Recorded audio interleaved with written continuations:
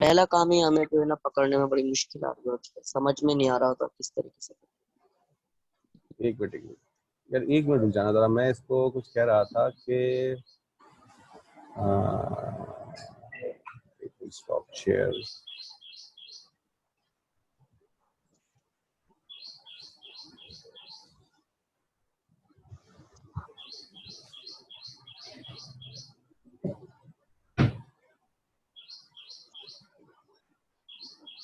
अच्छा, क्या हो गया भाई?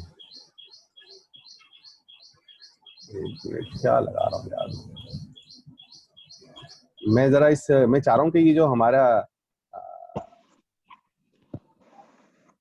ये वीडियो है, ये डायरेक्ट जो है ना वो यूट्यूब पे रिकॉर्ड हो जाए, ताकि मुझे जो है वो अच्छा, चलो इसको भी डायरेक्ट बाद में मैं अपलोड कर दूंगा। इसको बस रिकॉर्ड ही कर लेते हैं, ठीक है? अच्छा चलो भाई, स्टार्ट करते हैं। बिस्मिल्लाहिर्रहमानिर्रहीम। आज का सेशन एक रिव्यू सेशन है, लेकिन इस रिव्यू सेशन से पहले हमारे पास जो पार्टिसिपेंट है उसमें से हम मोहम्मद अम्मार से बात कर रहे थे कि अम्मार का थोड़ा सा हैंड्स ऑन है रिलेटेड टू अपवर्क, और ये एक छोटी सी कंपनी चला रहे हैं माशाल्लाह से। ये हम सब के लिए मोटिवेशन है। ये मैं ऑन रिकॉर्ड इसलिए कर रहा हूँ ताकि अगर आप लोग बाद में ये वीडियो देख रहे हो तो आपको भी थोड़ा मोटिवेशन मिले कि भाई जरूरी नहीं होता कि आप जो है वो इंटर्न की ही जॉब देखें। आपको जो है वो अम्मार की तरह और एक और खातून भी हैं, वो भी एक चला रही हैं। वो अभी शायद इस ग्रुप में अभी इस वक्त क्लास में नहीं है। तो इस तरह के लोग छोटे छोटे काम कर रहे हैं और अच्छे खासे पैसे कमा रहे हैं। इस वक्त अगर आप कहीं इंटर्न जाते हैं तो आपको 20,000 या 30,000 या बाद वक्त फ्री में भी काम करना पड़ता है, और उसमें आपको उल्टे सीधे काम भी करने पड़ते हैं। लेकिन ये कि अगर आप इस तरह के कामों के अंदर शेयर करना शुरू कर दें तो आप जो है वो इतने पैसे 20-30 हजार रुपए तो कमा ही लेते हैं थोड़े दिनों के बाद। प्लस ये है कि आप हम मैं अभी हमारे के साथ फर्दर डिस्कशन करूंगा, और हम कोशिश करेंगे कि कुछ प्रोजेक्ट्स जो है मैंने और हम हमार जो है वो डिसाइड करें और वो आप लोगों के साथ Q4 के स्टूडेंट्स के साथ शेयर करें। और उसके ऊपर एज आप ऑब्जर्व दो आप इसमें 3-4 रोल हैं। एक ये हो रहा कि आप जो है वो इसमें हमें असिस्ट करेंगे। जब आप हमें असिस्ट करेंगे तो इसमें हम आपको कुछ पैसे भी दे देंगे, अगर जितना आपका काम होगा। इसमें यही होगा कि भाई आपने असिस्ट किया और आपने 1 घंटे 2 घंटे या 4 घंटे या 10 घंटे हमारे साथ टाइम लगाया, काम किया, तो आपको हम इसमें से कैलकुलेट करके कितने घंटे आपने काम किया वो हम पैसे देंगे। उसमें कोशिश करेंगे कि मैं और हमार ईमानदारी से वो पैसे आपको दें। दूसरी चीज है कि आप अगर एज ए इंटर्न देखना चाहते हैं तो हम एज ए ऑब्जर्वर जो है वो आपको ले लेंगे, आप ये देखें। चौथी चीज ये है कि हम कोशिश करेंगे कि हमार जो है वो एक और ऐसा सेशन जो है वो ले जिसमें हमार बताएं कि भाई किस तरीके से अपवर्क से आप काम पकड़ा जा सकता है। ठीक है, तो ये 2-3 ऑप्शंस हैं जिसके ऊपर मैं अमार से डिस्कस करके आप लोगों के साथ फर्दर डिटेल्स शेयर कर दूंगा। अमार, कुछ ऐड करना है इसके अंदर या हम कैरी ऑन करें नेक्स्ट टॉपिक? नहीं नहीं सर, आपने जो कहा वो बिल्कुल सही है, सही है। मुझे बस सिर्फ एक छोटी सी चीज़ ऐड करनी थी, वो ये ऐड करनी थी कि हम लोग को देखें सर, हम लोग को ज़्यादातर, हम लोग जितने भी हैं, जो भी हम क्लास में जितने भी थे, उन सबको, हम में से सबको तकरीबन काम आता है। सिर्फ हमारा जो मेन फ्लॉ है वो ये है कि काम किस तरीके से पकड़ना है, ये अप्रॉक्सीमेटली 90% बंदों को नहीं आता। ठीक है, सही है। सही है। और इसमें जो है ना, इसमें हमें असिस्टेंस की ज़रूरत है। और दूसरी बात ये कि हम लोग घबरा जाते हैं बहुत पहले। या तो मिसाल सही। के तौर पे हमसे काम नहीं हो रहा होता है तो हम लोग घबरा जाते हैं। मेरी ऐसे भी उस पे प्रोजेक्ट गुजरे हैं कि जिनकी डेडलाइन 1 महीने की थी, लेकिन मैंने उन क्लाइंट्स को ऐसे सेटिस्फाई किया कि अब 2 महीने भी हो गए हैं, लेकिन वो कह रहे हैं कि जब काम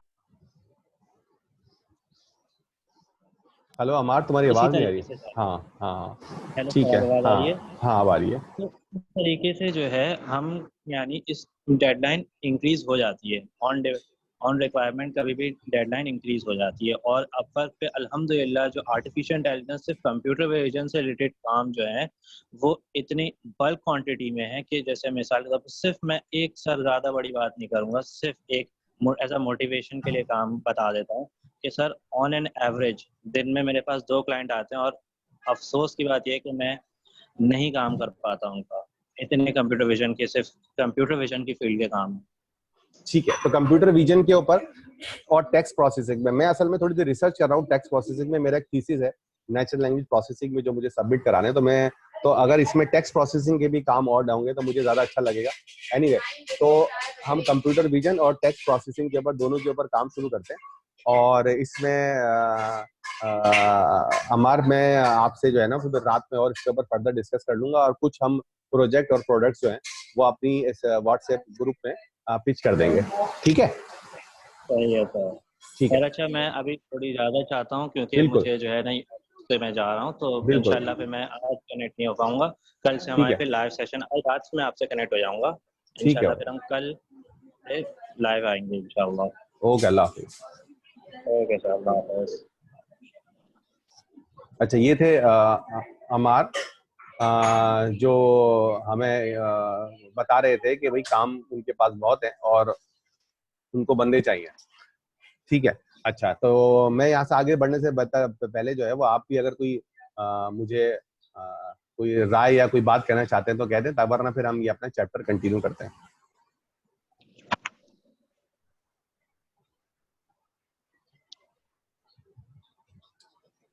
अच्छा जी, अब मैं पता करना चाह रहा था कि आप लोग सब अवेलेबल हैं, यहाँ पे काम हम चल रहा, मतलब आप में से कुछ लोग कुछ बात कर सकते हैं या सबके माइक वाइक चल रहे हैं, नहीं चल रहे हैं? कोई माइक टेस्ट कर सकता है? हाँ जी सर। अच्छा ठीक है, अली ने बता दिया। ये एआई कौन है? एआई, ये अपना पूरा नाम रख सकते हैं, चेंज कर सकते हैं ताकि मैं उनसे बात कर सकूं। तहसीन को तो मैं जानता हूँ, A10 में चाहूंगा कि A10 और एआई जो है वो अपने सेलफोन में नाम चेंज कर सके तो ज्यादा बेहतर हो जाएगा। सेलफोन में कैसे नाम चेंज कर सकते हैं? सर एआई में मोहम्मद उस्मान सईद। अच्छा देखो यार, उसमें नाम चेंज कर दो तो। देखो आराम बेटा,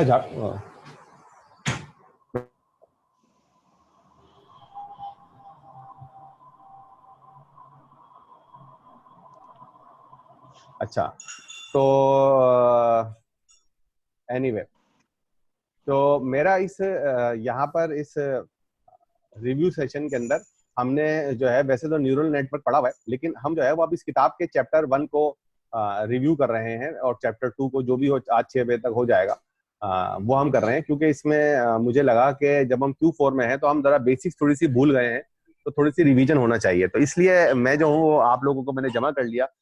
पहले मैं सोच रहा था कि इस तरह की कुछ वीडियो अपलोड कर दूं, लेकिन वीडियो अकेले बनाना बड़ा ही बोरिंग काम है ना, तो मैंने सोचा शायद आप लोग साथ होंगे तो बीच में सवाल ववाल करते रहेंगे तो ज्यादा मजा आएगा। क्या ख्याल है?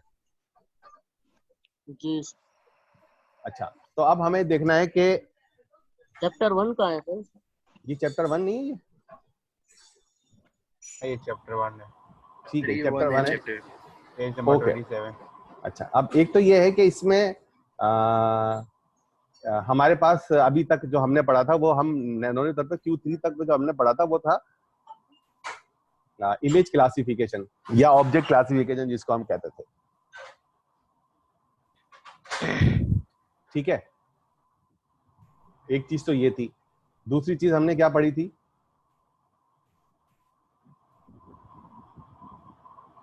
Object identification. अब हम नेक्स्ट लेवल के ऊपर आ गए ना, तो ये एक नई चीज है जो हमें देखनी है, और वो है ऑब्जेक्ट आइडेंटिफिकेशन।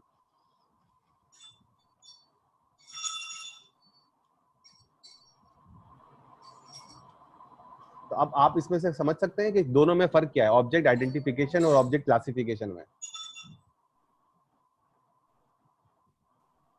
ऑब्जेक्ट आइडेंटिफिकेशन में वो ऑब्जेक्ट आइडेंटिफाई करेगा और क्लासिफिकेशन में क्लासिफायर को क्लास में ले आके स्टोर करेगा। बिल्कुल सही बात है कि वो लेबल कर देगा कि भाई इसके अंदर ह्यूमन है, इसमें एनिमल है, इसमें है या नहीं है। लेकिन ऑब्जेक्ट आइडेंटिफिकेशन के अंदर वो ना सिर्फ लेबल देगा फ्रॉम प्री डिफाइंड सेट, बल्कि ऑब्जेक्ट की क्लास आइडेंटिफिकेशन भी कर देगा या इंस्टेंस की क्लासिफिकेशन कर देगा to recognise specific instance of the class. यानी कि यहाँ पर वो है, वो आइडेंटिफिकेशन के अंदर ये बता रहा है कि ये पर्सन 1 है, ये पर्सन 2 है और ये पर्सन 3 है। उसने 3 लोगों के बारे में हमें बता दिया। I hope is that clear? ये डिटेक्ट कर लिया ना सर उसने, ऑब्जेक्ट को डिटेक्शन कर लिया। हाँ, यहाँ पर क्या कर रहा था फिर?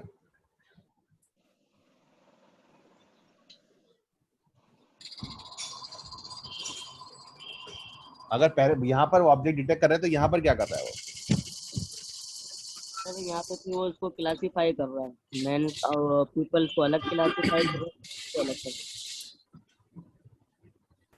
ठीक है, यहाँ पर जो है वो सिर्फ ये बता रहा है कि इस तस्वीर में पीपल हैं और इस तस्वीर में कार है, लेकिन वो ये नहीं बता रहा कि वो कार कहाँ कौन कौन सी है, ठीक है, या पीपल कौन कौन है। जबकि इस वाली तस्वीर के अंदर जो हम नीचे देखने जा रहे हैं, इसके अंदर वो हमें बता रहा है कि भाई इस तस्वीर के अंदर जो है वो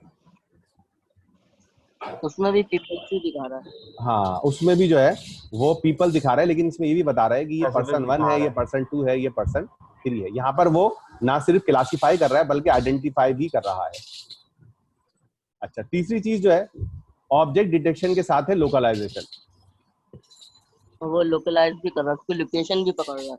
लोकेशन भी बता रहा है।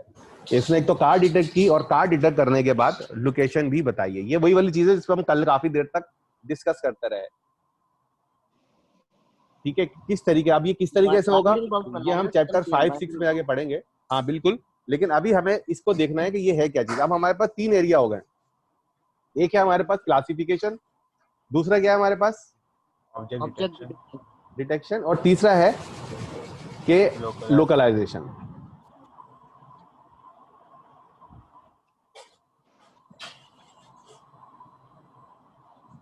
ये कितने घंटे की सेशन क्लास है सर? 6 बजे खत्म कर देंगे, ठीक है। अच्छा, detection is often preliminary step. हाँ बोलो। डेली बेसिस पे? डेली का मतलब है कल और परसों, उसके बाद तो ईद आ जाएगी ना, जुमेरात को, जुम्मे को तो ईद है। हाँ मतलब ईद तक डेली बेसिस पे है। हाँ ईद पर डेली बेसिस तक है। तो इसमें मेरा ख्याल है कि ये चारों चैप्टर हम रिवाइज कर लेंगे तो इससे आपको 5वां और छठा चैप्टर पढ़ने में, 7वां चैप्टर पढ़ने में आसानी हो जाएगी। और वैसे ही अनऑफिशियल है, मतलब ये लाजमी नहीं है कि आप लें। ठीक है, चलें आगे चलें। मैंने अपना नाम चेंज रीनेम कर दिया सर, दैट्स गुड उस्मान यार, Saeed. That's good, that's good. इससे मुझे पकड़ने में आसानी होती है कि कौन स्टूडेंट जो है वो मैं उससे क्या सवाल कर सकता हूँ। अब जैसे मिसाल के तौर पर मैं जो हूँ वो जैन से पूछ सकता हूँ कि जैन भाई सो तो नहीं गए। जी सर नहीं उठा रहा हूँ। अच्छा अच्छा, जैन भी हमारे पास दो, एक अली जैन है और एक सिर्फ जैन है, ये दोनों एक ही है क्या? डिफरेंट है। अच्छा, एक और जैन भी है ना, एक और जैन भी है और एक तहसीन भी है। तहसीन भी मेरे ख्याल से अपना माइक बंद करके चला गया है नमाज पढ़ने। अच्छा, और शायद अभी जैसे, नमाज होगी, अभी तो जोर का टाइम खत्म हो गया। अच्छा इसी तरह जैसे शहजाद परवेज हैं, उसामा खान है, मुजम्मिल हैं, सब लोगों को मैं ही चाहता हूँ कि आप लोग बातें बातें करते रहे, वरना आप लोगों को नींद आती रहेगी और मुझे भी नींद आती रहेगी, तो दोनों मिलजुल के कर लेते हैं। अच्छा, तो detection is often a primary step before further computation, providing smaller patches of an image to be analyse separately. ये वाली चीज याद आ रही है ना आप लोगों को, जो हमने कल डिस्कस की थी। खैर एनीवे, अभी हम सिर्फ ये देखते हैं कि भाई डिटेक्शन का मतलब क्या है। इमेज डिटेक्शन का मतलब ये है कि हमारे पास एक इमेज के स्मॉलर पैचेस होंगे जिनको हम अलग अलग जो है वो एनालाइज करेंगे। ठीक है, for cropping someone face facial recognition, providing binding box to the object, evaluate the pose for the augment reality application from the following diagram. इसके अंदर ये है कि भाई आपने कार चेक किया, अब कार चेक करने के लिए एक आपने बस बड़ा सेगमेंट बनाया है और बड़ा सेगमेंट के बाद दो छोटे सेगमेंट है, इसके बाद 3 कार जो है वो यहाँ पर आप आइडेंटिफाई कर रहे हैं, और जिसको हम चैप्टर नंबर 5 में जाकर डिस्कस करेंगे। ठीक है भाई, ये वाली बात समझ में आ गई, और ये याद भी आ गई कि चैप्टर 5 में हमने क्या किया था। चैप्टर 5 हम ऑलरेडी इसको कर चुके हैं, तो इसमें ये वाली बात आपको समझ में आ गई होगी। आगे चलें। ये सर ऑब्जेक्ट, बॉक्सेस का जो साइज है वो थ्रेशोल्ड की वजह से हम लोग कर रहे हैं ना? दोबारा बोलो।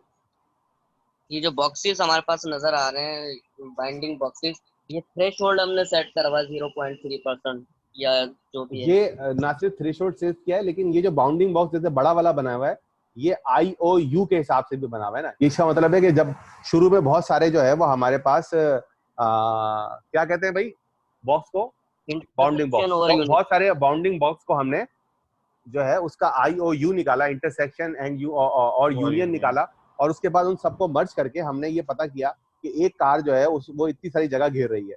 जबकि यहाँ पर हमने दूसरा IOU निकाला और यहाँ पर तीसरा, और हमने देखा कि 3 अलग अलग हिस्सों में 3 हमें गाड़ियां नजर आ रही हैं, एक बड़ी कार है और 2 छोटी छोटी कारें हमें नजर आ रही हैं इसमें। यानी इससे ये भी हम कह सकते हैं कि एक कार करीब है और बाकी 2 कार दूर है।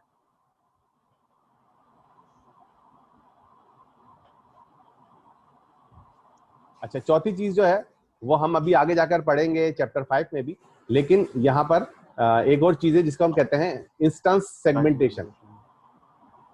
ठीक है, सेगमेंटेशन जो है ये डिटेक्शन की एक एडवांस टाइप है,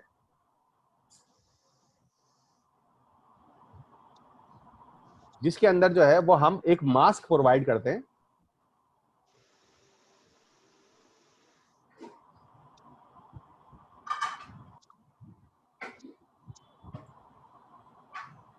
ठीक है जनाब। तो हम इंस्टेंस सेगमेंटेशन में हम क्या करते हैं कि बजाय ये कि हम उसको एक बाउंडिंग बॉक्स से अलग कर दें, उसको हम क्या करते हैं कि अपनी क्लास के जो जितने भी इंस्टेंस होते हैं उनको उनका एक अलग सेपरेट कलर कर देते हैं हम।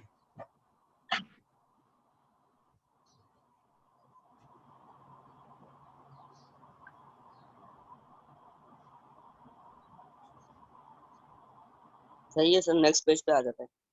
अच्छा, इसमें नीचे क्या कह रहा है ये?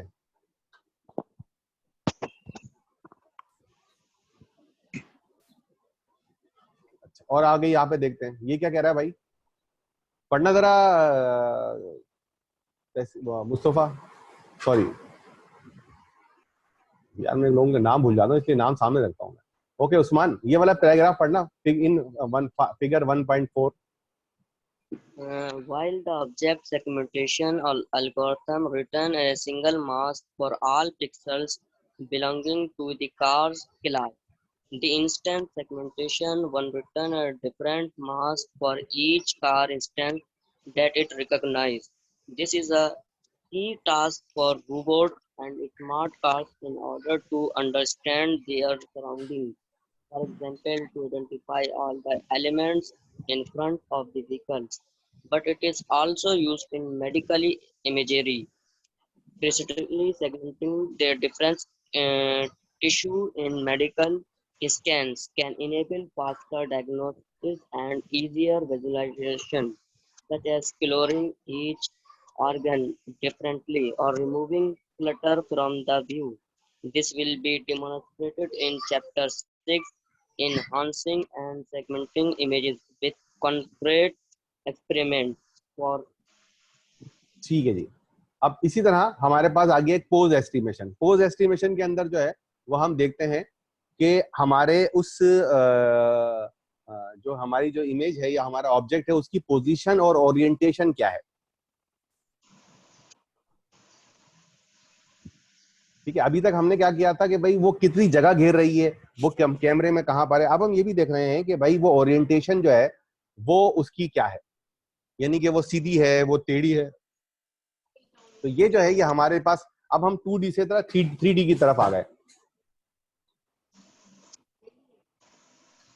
ठीक है जी, ये वाली बात समझ में आई आप लोगों को? आसान सी है इसलिए ज्यादा टाइम नहीं दे रहा मैं इसको। जी सर। ठीक है ना, मतलब इसके अंदर आप ये देख रहे हैं कि ह्यूमन जो है वो मीडिया किस पार्ट तरफ जो है। मुंह करके खड़ा हुआ है, ये किस तरफ देख रहा है, ये भी हमारे लिए एक अंडरस्टैंडिंग हो सकती है। तो अब हमारे पास जो है वो कंप्यूटर विजन के 4 हिस्से हो गए ना। कितने हिस्से हो गए? एक तो क्लासिफिकेशन हो गया, एक क्या हो गया, इंस्टेंस ऑब्जेक्ट डिटेक्शन हो गया, और एक और क्या हो गया, ऑब्जेक्ट आइडेंटिफिकेशन। हाँ, ऑब्जेक्ट आइडेंटिफिकेशन हो गया, ऑब्जेक्ट डिटेक्शन हो गया, लोकलाइजेशन हो गई, सेगमेंटेशन हो गई, और चौथा जो है वो पोस्ट डिटेक्शन हो गया। इसके अलावा एक और चीज जो है वो क्या है हमारे पास, वीडियो एनालिसिस। ठीक है, computer vision not only apply. चलिए आगे चलते हैं जी। Instance trekking. अब इसके अंदर वही है कि अगर हमारे पास एक वीडियो है, अब कहाँ चला गया भाई,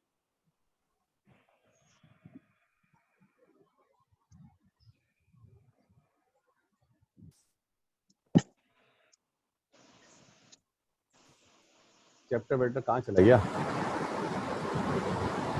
हाँ यहाँ पे था।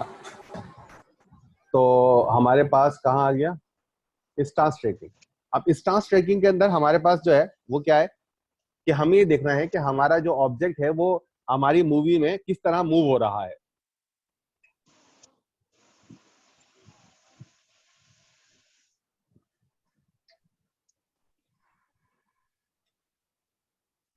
ये वाली बात समझ में नहीं आई हो तो पूछ लें आप।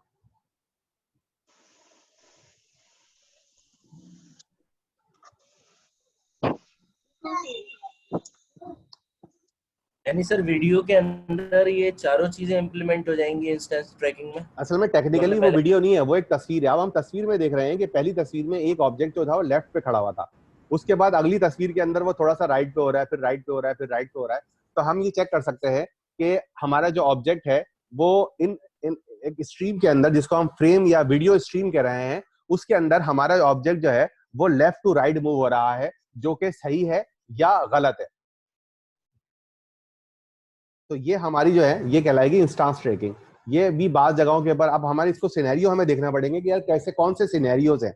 आप लोगों को ये सोचना है क्लास के बाद कैसे कौन से सिनेरियोज हैं जिसके अंदर इंस्टेंस ट्रैकिंग और ये सारी चीजें हमारे लिए फायदेमंद हो सकती हैं या नहीं हो सकती। मिसाल के तौर पर एक गाड़ी जो है वो सड़क के ऊपर खड़ी हुई है, वो गाड़ी आ रही है और वो गाड़ी सड़क पे ही रुक गई है, तो इसका मतलब है कि वो गाड़ी को कोई मसला हो गया है, हमें उसको फौरी तौर पर आइडेंटिफाई करना है अपने कैमरे की मदद से।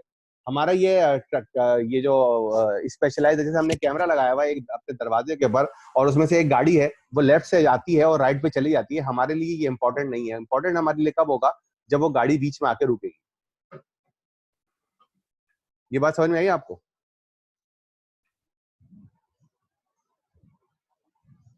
सर दोबारा बोलिएगा। इम्पोर्टेंट ये होगा कि जब वो भाई गाड़ी, देखिए हमारा मिसाल के तौर पर आप एक यूनिवर्सिटी के सामने का दरवाजा है, ठीक है, यूनिवर्सिटी के सामने एक दरवाजा बना हुआ है और दरवाजे के सामने से गाड़ियां जाती हैं। आप लोगों ने सर सैयद यूनिवर्सिटी देखी है? सर तो अगर किसी में या कोई भी यूनिवर्सिटी ने देखी होगी तो मोस्टली यूनिवर्सिटी का जो मेन गेट होता है उसके सामने से गाड़ियां गुजर के जा रही होती हैं। तो अगर गाड़ियां गुजर के जा रही हैं तो वो हमारे लिए इंपॉर्टेंट नहीं है, हम उसका इंस्टेंस ट्रैकिंग कर रहे हैं अपने वीडियो कैमरे की मदद से। एक गाड़ी लेफ्ट से आती है राइट पे चली जाती है, राइट से आती है लेफ्ट चली जाती है, लेकिन अगर जैसे ही कोई गाड़ी हमारे दरवाजे पे आके रुकती है, मतलब गेट पे आके गाड़ी रुक जाती है, अब हमें वहां पर एक अलर्ट जो है वो रेज करना है। वो कोई अलार्म हो सकता है, वो कोई बेल हो सकती है, ताकि हमारा जो गार्ड है वो अलर्ट हो जाए कि भाई दरवाजे के बाहर एक गाड़ी आके रुक गई है। अब उनको क्या एक्शन लेना है वो बताएंगे आप। सही तो सही यहाँ पर जो है वो समझ इंस्टेंस आया ट्रैकिंग का एक सिनेरियो आ सकता है ना। मिसाल के तौर पर एक दरवाजे के ऊपर जो है वो गाड़ी रुकी, तो आप जो गार्ड है या चौकीदार है वो अलर्ट हो जाएगा। उस बजाय ये कि वो गाड़ी को देखे, वो फौरन कैमरे में जाके चेक करेगा कि यार ये गाड़ी आकर रुकी है तो क्यों रुकी है। आप लोगों ने देखा होगा अगर कभी आप सिक्योरिटी गार्ड वगैरह के पास रहे हो किसी फ्लैट के अंदर या किसी यूनिवर्सिटी में या किसी ऑफिस में, तो सिक्योरिटी गार्ड के पास कैमरे लगे हुए होते हैं, है ना। सर। लेकिन वो मोस्टली क्योंकि बोरिंग काम है ना, तो वो थोड़ी देर के बाद वो कैमरे चेक नहीं कर रहा होता, वो कैमरे जो है वो उनको तरफ उसकी ध्यान नहीं होता। तो यहाँ पर जो है ये इंस्टेंस ट्रैकिंग जो है वो हमारी हेल्प कर सकता है। समझ आ गई बात। सर फॉर एग्जांपल जैसे अगर एक गाड़ी रुकी हुई है और उसका बोनट खुला हुआ है तो हमें इससे ये पता लग जाएगा कि गाड़ी में कोई प्रॉब्लम हुआ है। हाँ, ये एक गाड़ी है वो रुकी है और रुकने के बाद गई नहीं, वही खड़ी हो गई, तो इसका मतलब है कि उसने उस बंदे ने वो गाड़ी जो है यहाँ पर लाके पार्क कर दिया। अब आप गार्ड के लिए अलर्ट रेस करेंगे और गार्ड जाकर उस बंदे को बोलेगा कि आप गाड़ी यहाँ से हटाओ, यहाँ पर पार्किंग के लिए जगह नहीं। सही सही ठीक है, ओके। इस तरह एक्शन रिकग्निशन है। अब इसके अंदर जो है वो हमें एक्शन भी चेक करना है कि भाई उसका एक्शन जो है वो क्या है और क्या नहीं है। अब इसमें भी दोनों के अंदर बस सीक्वेंस ऑफ इमेज चाहिए। जी बोले।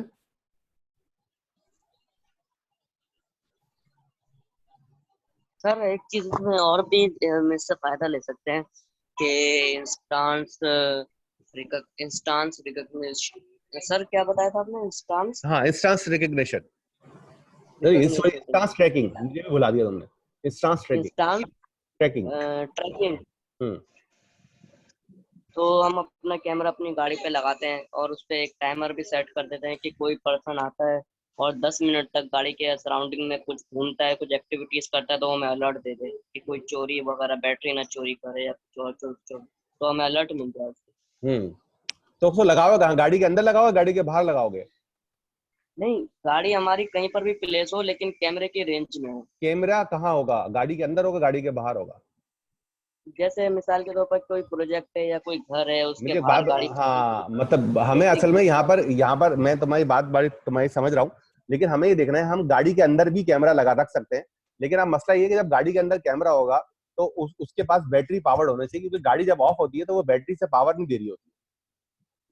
नहीं सर, इसकी बात नहीं कर रहा। जैसे हम गाड़ी अक्सर और बेशतर इस तरह होता है कि गाड़ी खड़ी भी होती है, उसके अंदर से पार्ट्स चोरी हो जाते हैं, तो हम अगर गाड़ी को किसी ऐसे एरिया में खड़े करें जहाँ पे कैमरा उसको रिकॉग्नाइज कर रहा हाँ हो और बिल्कुल उसका। उस्मान, आप बिल्कुल आपने सही बात की कि हमारे पास बहुत सारे घरों के अंदर कैमरे लगे हुए, और मैं अक्सर व्हाट्सएप पे ऐसी वीडियो देखता भी हूँ कि जी वो दिखाते कि जी एक बंदा आया, कैमरे के सामने था, उसने आकर गाड़ी का जो है ना वो शीशा जो है यानी कि साइड मिरर जो है वो तोड़ कर ले गया।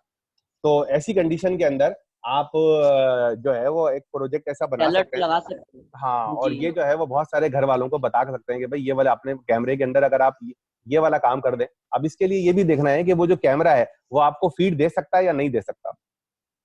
AI कैमरा होना चाहिए। नहीं, एआई कैमरा नहीं होना चाहिए। कैमरा जो है वो आपको फीड दे दे, मतलब कैमरे जो है वो बाज़ औक़ात क्या होता है, वो आपको डेटा देंगे कैसे, लाइव लाइव डेटा कैसे देगा कैमरा। लाइव डेटा तो बड़ा सर स्क्रीन इंपॉर्टेंट, पे ये चल। बड़ा इंपॉर्टेंट और प्रैक्टिकल सवाल है जिसके लिए मैं अक्सर लोगों से बात करता हूँ कि भाई मेरे पास एक कैमरा पड़ा हुआ है, वो कैमरा मैं लगा देता हूँ, लेकिन वो मेरा कैमरा जो है ना वो मेरे सेलफोन से ही चलता है।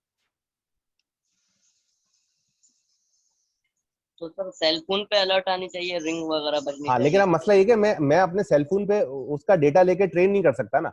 पहले मैं डेटा लूं, फिर उसको कहीं कॉपी करूं। अब मैं उसके लाइव प्रिडिक्शन के लिए मुझे जरूरी है कि मैं अपनी एप्लीकेशन जो है मैं अपने सेलफोन पे बनाऊं, और सेलफोन पर उस सेलफोन के मैं वो डेटा है वो कैसे मैं उठाऊंगा। तो इसका मतलब ये हुआ कि अगर कोई कैमरा ऐसा है जिसका मैं डेटा उठाऊं, ये सबसे पहले देखना है। तो उसमें कुछ जो असल जो कैमरे होते हैं वो क्या करते हैं कि वो अपना उनके साथ एक सॉफ्टवेयर लगा हुआ होता है। वो सॉफ्टवेयर लाइव डेटा को किसी भी आईपी के ऊपर जो है वो स्ट्रीम कर सकता है। ये बात समझ रहे हो आप? सर जैसे आईपी कैमरास आते हैं। हाँ, वो जो आईपी कैमरा है ना, बिल्कुल सही कह रहे हो। जो असल वाला जो प्रोफेशनल कैमरा होना चाहिए, वो कैमरा वो है जो जिसका सॉफ्टवेयर किसी भी आईपी के ऊपर जो है वो आपका स्ट्रीम भेज सकता हो। तो आप उस आईपी के ऊपर अपने सॉफ्टवेयर को उस आईपी के ऊपर जो है वो कनेक्ट कर लेंगे, क्योंकि वो इंटरनेट पे भेज रहा है। तो आपने उस वहां पर या कहीं पर इंटरनेट पे या क्लाउड पे कहीं पर भी जो है वो आपने स्ट्रीम जो है वो आपने उठाई और आपने प्रिडिक्ट करके डेटा दे दिया। अब वो लोकल नेटवर्क भी हो सकता है, वो आपका क्लाउड नेटवर्क भी होता है, कुछ भी हो सकता है। आपके पास डेटा आ रहा है मुसलसल स्ट्रीम के ऊपर, और वो डेटा में से आप जो है वो ये चेक कर रहे हो कि क्या क्या गड़बड़ हो रही है, और जो भी गड़बड़ होगी आप उसी ओवर द नेटवर्क जो है वो उसको बता दोगे, अलर्ट रेस कर दोगे, कोई डिवाइस है उसको बेल बजा दोगे, कुछ भी कर दोगे। सर तो ये इसमें टाइम नहीं लगेगा डेटा प्रोसेस होने में? डेटा इसमें असल में जब आपको याद होगा कि हम ये जो काम कर रहे होते हैं जिसमें हम सबसे पहले ट्रेनिंग कराते हैं, जब ट्रेनिंग हो जाती है तो प्रिडिक्शन में हमें टाइम नहीं लगता। जी सर। तो हमारा जो असल तो टाइम होता है वो सर ट्रेनिंग का होता है ना। हमें ट्रेन एक बार करवाना पड़ेगा, ये बार बार ट्रेन होगा? क्योंकि हमारा तो लाइव वो रिकॉर्डिंग होगी ना कैमरे की। हम तो एक लाइव मरतबा हमारा चल रहा है नॉर्मली ये स्ट्रीम। होता है, नॉर्मली ये होता है कि जैसे अगर आपके पास चेंजेस नहीं आ रही हैं, मतलब आपका दरवाजा है और एक ही व्यू है, तो आप जो है वो उसके अंदर आप ये कर सकेंगे कि भाई हफ्ते में एक मरतबा दोबारा ट्रेन करा लें आप, और प्रिडिक्शन मुसलसल करते रहें आप। जी सर। अच्छा, एक्शन रिकग्निशन है कि जिसमें आपको ये देखना है कि भाई एक्शन क्या हो रहा है। ये भी वही वाली चीज है, इसके अंदर भी आपको पुराना सीक्वेंस चाहिए। ये भी बड़ा एक अच्छा पॉइंट है जिसके अंदर आपको देखना होता है कि यार बंदे का जो है वो एक्शन जो है वो क्या है। लेकिन इन दोनों चीजों के लिए, इस ट्रांस ट्रैकिंग के लिए और एक्शन रिकग्निशन के लिए, इंडिपेंडेंट इमेजेस जो है वो आपका काम नहीं करेंगी, बल्कि यहाँ पर आपको जो है वो सेट ऑफ इमेजेस चाहिए, यानी सीक्वेंस ऑफ इमेजेस चाहिए, ताकि आप जो है वो उसमें से निकाल लें।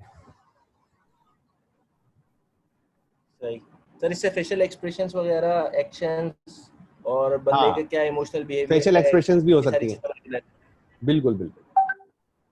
अब इसी तरह आपके पास मोशन एस्टिमेशन है। मोशन एस्टिमेशन के अंदर आपको जैसे नाम से पता है कि आप ये भी देख सकते हैं कि वो कोई भी चीज किस स्पीड में आपकी तरफ आ रही है।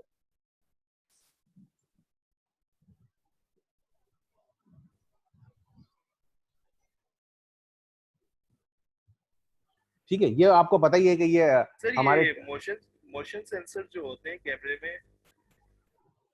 अच्छा, मोशन सेशन में और मोशन एस्टिमेशन में थोड़ा सा फर्क है।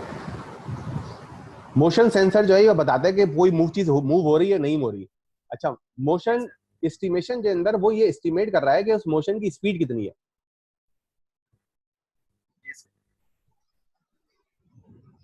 ठीक है, यानी कि एक गाड़ी है वो आराम आराम से आ रही है, वो इंपॉर्टेंट नहीं है, लेकिन अगर गाड़ी बहुत तेज आ रही है तो वहां पर आप जो है वो मोशन सेंसर कर रहे हैं। तो ये मोशन सेंसर में, और यहाँ पर मोशन सेंसर में ये है कि भाई आपकी एक कमरे में एक कैमरा लगा हुआ है, जैसे ही वहां पे कोई बंदा गुजरेगा आपका मोशन सेंसर इनेबल हो जाएगा। जी सर। अच्छा, वहां पर अक्सर जगह पर मोशन सेंसर के लिए जो कैमरे के अंदर जो है वो कोई एआई यूज भी नहीं हो रही होती। वो क्या कर रहे होते हैं, इंफ्रारेड सिग्नल्स भेज रहे होते हैं। जैसे इंफ्रारेड सिग्नल्स के अंदर से कोई वो रिवर्स ले रहे होते हैं, मतलब वो मोशन सॉरी इंफ्रारेड वेव्स भेज रहे होते हैं और वो वापस आ रही होती हैं। अचानक उसके बीच में से कोई बंदा आता है, उनकी वेवलेंथ चेंज हो जाती है और फौरन आप जो है वहां पर अलर्ट रेस कर देते हैं।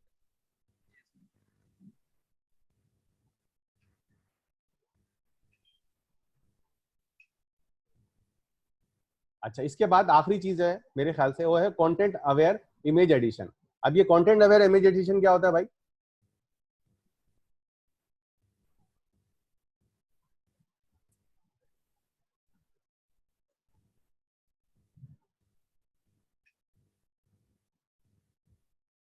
और वो ये है कि आप जो है वो ये एक बड़ा मुश्किल लेकिन बहुत ही इंटरेस्टिंग चीज है कि इसके अंदर आप जो है यूजिंग आर्टिफिशियल इंटेलिजेंस जो है अपनी इमेज को बेहतर कर सकते हैं। यानी आपकी इमेज जो थी वो ब्लर्ड थी और आपने उसको एआई डीप लर्निंग की मदद से उसको इंप्रूव कर लिया, जिसमें रेजोल्यूशन इनहैंसिंग है, रेजोल्यूशन की इमेज इंप्रूवमेंट है। ये सब चीजें आप कर सकते हैं, बैकग्राउंड वगैरह हटा सकते हैं। अगर यही काम इंसान करेगा तो उसको काफी मुश्किल होती है, काफी मेहनत करनी पड़ती है, लेकिन ये आप डीप लर्निंग से भी करा सकते हैं।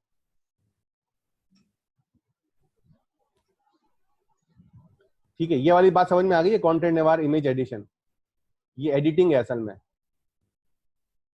जी सर। ठीक है, ये बड़ा इंटरेस्टिंग है मेरा यार, बड़ा इसके ऊपर मतलब हमेशा मैं सोचता रहता हूँ कि यार कोई इस तरह का मैं सॉफ्टवेयर बनाऊंगा। ये मतलब ये मेरा ड्रीम सॉफ्टवेयर में से एक है कि यार मेरे पास टाइम होगा ना तो मैं सॉफ्टवेयर बनाऊंगा जिसमें मैं अपनी तस्वीर डाल दूंगा। वो तो तस्वीर जो है वो बैकग्राउंड के हिसाब से जो है ना, वो मुझे खुद जो है वो जितने भी बुरे इम्पैक्ट आ रहे होंगे मेरे फेस के ऊपर इधर उधर, वो सब कुछ सेट करके बिल्कुल जबरदस्त किस्म का जो है ना वो स्मार्ट हीरो बना देगी। क्या ख्याल है? जी बिल्कुल।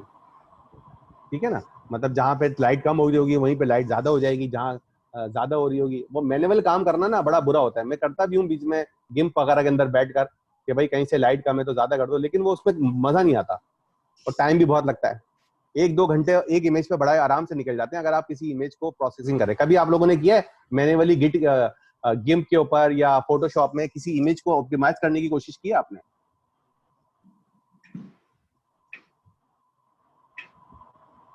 जी सर, एक बार की थी मैंने।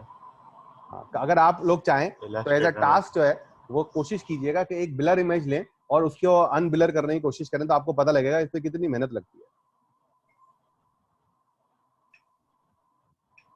वही शार्पनेस बढ़ानी होती है बस थोड़ी। शार्पनेस बढ़ाने से भी बाज़ औक़ात मसला हल नहीं हो सकता ना, आपको उसके अंदर थोड़ा सा कुछ और भी चूरन करने पड़ते हैं, उसमें टाइम भी लगता है। जी सर। अच्छा, अब इसके बाद पूरी कहानी है, ये मैं इसमें नहीं जा रहा। अब उसके बाद वही है हैंड क्राफ्टिंग, लोकल फीचर्स है, हम इसमें भी ज्यादा नहीं जा रहे। आप इसके अंदर जो एक जो चीज है जो मैं आपको बताना चाह रहा था, ये हमने सेज मेकर में भी पढ़ी थी, और वो है हैंड क्राफ्टिंग लोकल फीचर।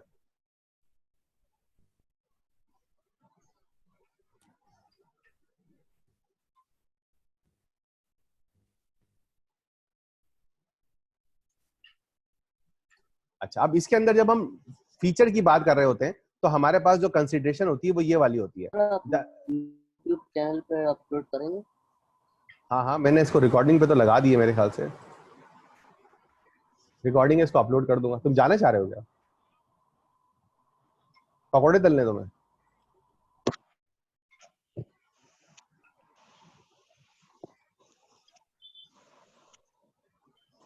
अच्छा, खैर, तो क्या बात हो रही थी? हम बात कर रहे थे कि हमारे पास फीचर एक्सट्रैक्शन, अब एक तस्वीर में हमारे लिए फीचर एक्सट्रैक्शन क्या हो सकती है, कोई बताना चाहेगा? सर इसको आप यूट्यूब चैनल पर डालेंगे? हाँ भाई, डाल दूंगा आँख, डाल दूंगा। नाक, कान।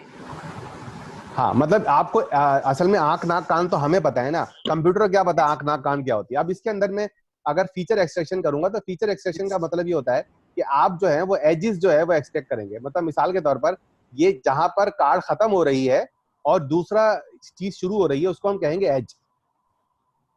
तो ये एजेस की जो डिटेक्शन है इसको हम कहते हैं फीचर एक्सट्रैक्शन। गॉट इट और नॉट इट? जी सर। अच्छा, यहाँ पे लिखा हुआ है the extraction of edges and lines were first consider for the basic geometrical understanding of the scene और for the character recognition, then texture and lightning information also taken into account leading early object classifier. यानी कि इसके अंदर मेरे पास दो चीजें हैं। एक तो ये है कि मैं ये देख रहा हूँ कि लाइंस कहाँ पर है मेरे पास, देख रहे हैं आप ये। असल में लाइंस जो होती हैं वही हमें एजेस के बारे में इंफॉर्मेशन बताती हैं कि यार ये गाड़ी है, बन सकती है नहीं बन सकती। उसके अलावा हम दूसरी चीज जिसके जरिए हम इंसान जो है वो या कोई भी चीज इमेज डिटेक्ट कर सकता है या उसको अलग कर सकता है या उस पर काम कर सकता है, वो ये है कि किस जगह पे कितनी लाइट है और किस जगह पे कितनी लाइट कम है।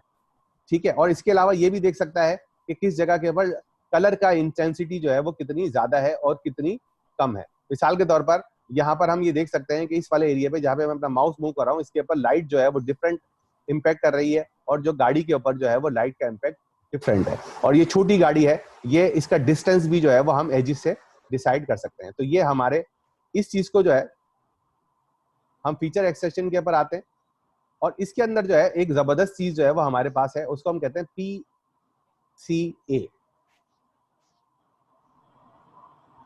ये कोई रीड आउट कर सकता है मेरे लिए भाई?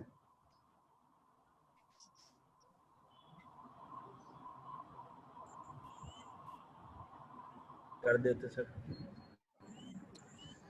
In 90s, feature based on statistical analysis such as principal component analysis (PCA) were successfully applied for the first time to complex recognition problems such as face classification. A classic example is eigenface method introduced by Matthew Turk and Alex Pentland. Eigenfaces for recognition, MIT Press 1991, ये कोई research paper है. Given a database of face images, the mean image and the eigenvector images are also known as characteristics vector images, were computed through PCA. This small set of eigen images can theoretically be linearly combined to reconstruct any face in original dataset or beyond. In other words, each face picture can be approximated through a weighted sum of the eigen images.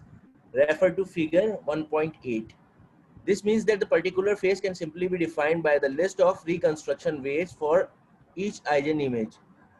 As a result, classifying a new face is just a matter of decomposing it into eigen images to obtain its weight vector and then comparing it with the vectors of known faces.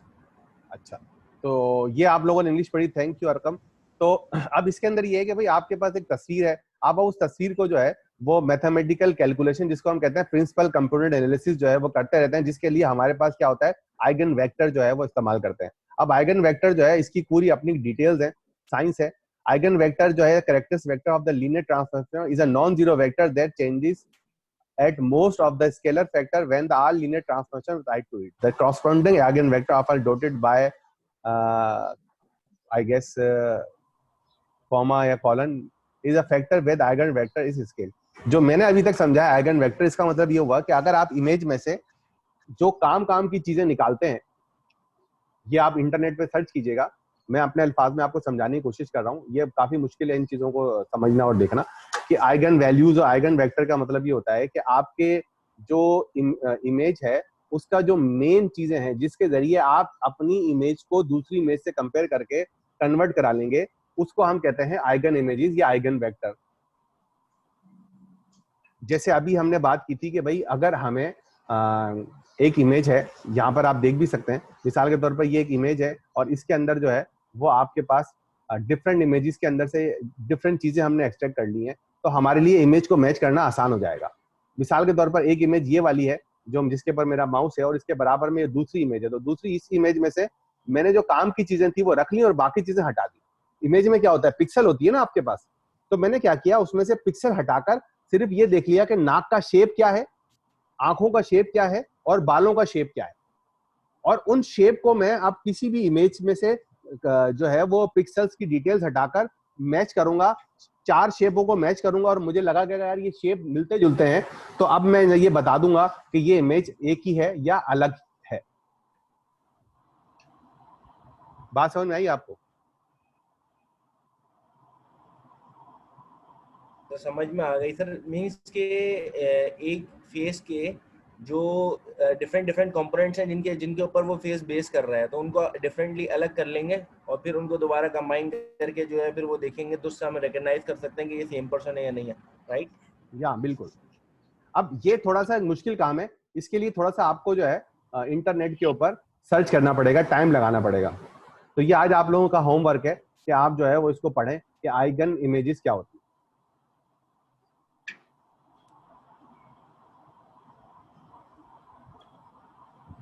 ठीक है भाई? Sir I think numerical methods में eigen vector पढ़ा था या eigen values पढ़ा हाँ था? बिल्कुल पढ़ा था। आप उसकी मदद से देखो कि आइगन इमेजेस कैसे इस्तेमाल हो सकती है। अच्छा, इसी तरह एक और मेथड है जो जिसको हम कहते हैं इसकी scale invariant feature transform. This is suggest इस method introduced by the diseases represent visual object by the set of features that are robust to change in the scale and orientation. In the simple term, the method look for the many key points in image, searching for discontinuous in their gradient, extract the patch around each key point and compute a feature vector for each. A local feature of the image along with their corresponding key points can then be used to match similar visual element across the images. In the following image of SFT method applied to picture in the OpenCV.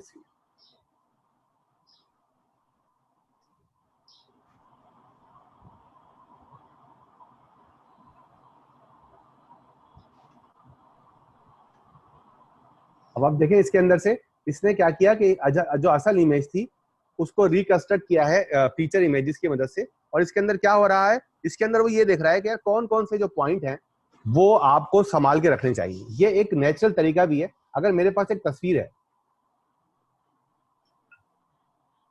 अगर मेरे पास एक तस्वीर है तो मैं इस तस्वीर को पूरी की पूरी एक एक डिटेल याद नहीं रखूंगा, राइट और रॉन्ग? कोई तस्वीर देखता हूं।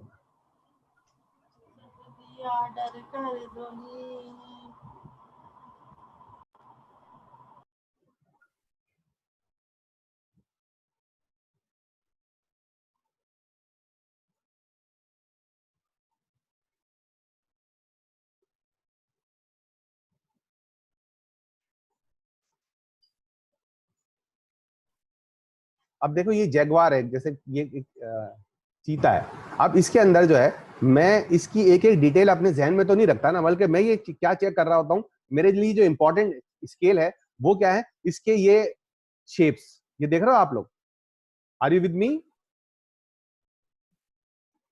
Yes sir.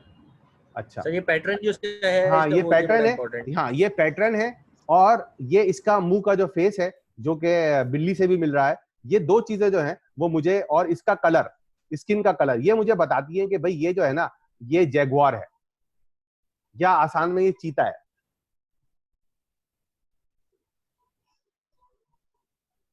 सही है ना? तो अगर किसी जगह पर इस इमेज का एक छोटा सा हिस्सा मेरे पास आ जाए तो भी मैं आइडेंटिफाई कर लेता हूं कि यार ये जो है, ये मिसाल के तौर पर ये एक छोटा सा पैच है अगर ये भी मेरे पास है तब भी मैं ये इस पैच से अंदाजा लगाता हूं कि यार ये खाल जो है ना ये जैगवार की है। अग्री और नॉट? है ना? तो हाँ, तो आप किसी चीज में से अगर फीचर निकाल लेते हैं,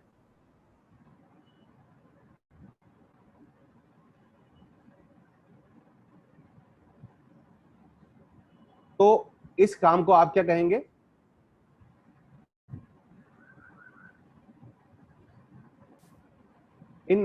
स्केल इनवेरिएंट फीचर ट्रांसफॉर्मेशन।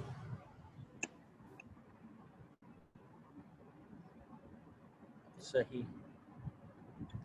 अच्छा, अब हम आते हैं एडिंग सम मशीन लर्निंग। अभी तक जो हमने काम किया था ये सारे के सारे मैथमेटिकल मॉडल्स हैं, क्योंकि इसके अंदर जो है वो आप एक प्रॉपर फार्मूले के थ्रू ट्रांसफॉर्म करते हैं। यानी यूं समझे कि ये आर्टिफिशियल इंटेलिजेंस है, लेकिन ये आर्टिफिशियल इंटेलिजेंस है रूल बेस्ड। इसके अंदर आपके डेटा से वो नहीं सीख रहा होता, बल्कि हमने जो रूल बनाए हुए हैं, जो मैथमेटिकल मॉडल बनाया हुआ है, मैथमेटिकल कैलकुलेशंस बनाई हुई है, उसकी बेस के ऊपर वो फीचर निकालता है।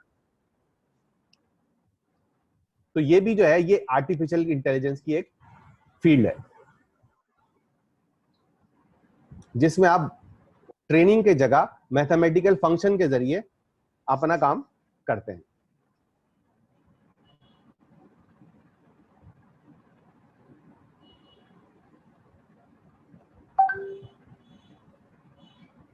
अच्छा, अब यहां पर कहानी शुरू होती है। अब यहां अगर आपको पता लगेगा कि यार हम मशीन लर्निंग क्यों करते हैं, और आपको ये भी फर्क पता लगेगा कि आर्टिफिशियल इंटेलिजेंस में मशीन लर्निंग कहां पर है और कहां पर नहीं है। तो अभी तक आपने समझा कि हमने किस तरीके से ये काम किया है। इसके अंदर अभी तक कोई भी हमने ट्रेनिंग प्रोवाइड नहीं की है। हम क्या करते हैं, हमारे पास पहले से कैलकुलेशन बनी हुई है और उस कैलकुलेशन की मदद से हम अपनी इमेज का एनालिसिस कर लेते हैं और बता देते हैं कि ये इमेज मैच कर रही है या नहीं कर रही है। अब उसके बाद आते हैं इस वाली चीज के ऊपर। अब यहां पर क्या हो रहा है ये आप लोग खुद ही पढ़ लो और मुझे बता दो कि आप लोगों को क्या समझ में आया, फिर मैं भी समझा दूंगा आप लोगों को।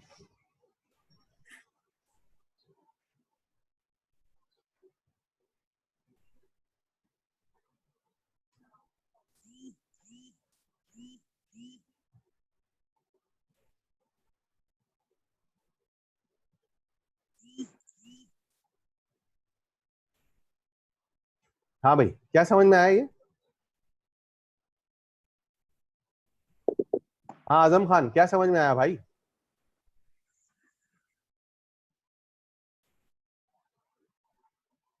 Osama Khan, are you with me? ये छोड़ के चले गए क्लास।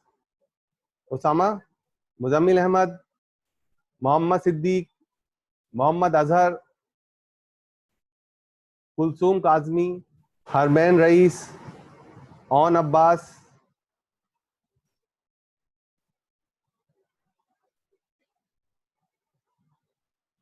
ठीक है, जबरदस्त। कुलसूम रईस तो हैं यहाँ पर, उन्होंने मैसेज कर दिया है मुझे।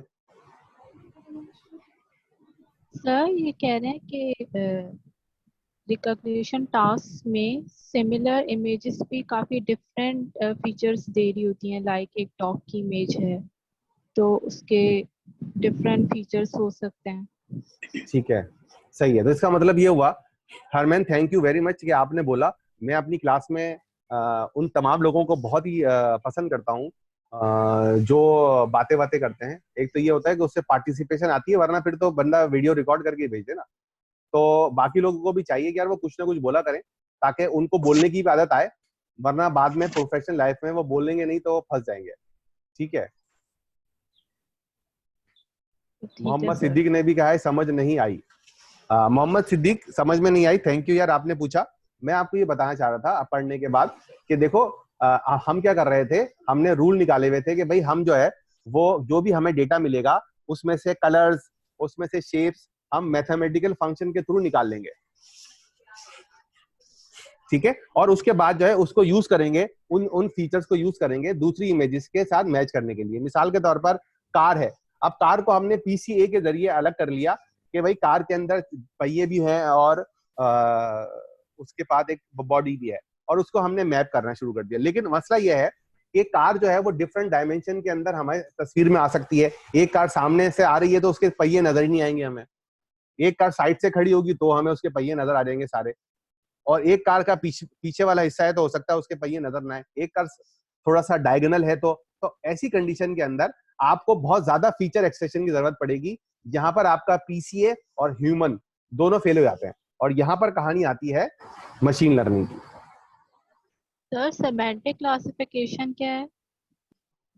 ये अभी हमने पढ़ी थी ना, कोई बताएगा भाई सेमेंटिक क्लासिफिकेशन क्या होती है? सिमेंटिक का मतलब पता है आपको? नो सर, सिंटेक्स का मतलब पता है। सिमेंटिक का मतलब होता है कि डायमेंशंस या एंगल या एजिस। Okay sir. ठीक है, तो इसके अंदर क्या होता है, हम एजिस मैच करके बता देते हैं कि भाई ये क्लासिफिकेशन कैसे होगी। यहाँ पर आप चाहें तो उसको और सर्च भी कर लें।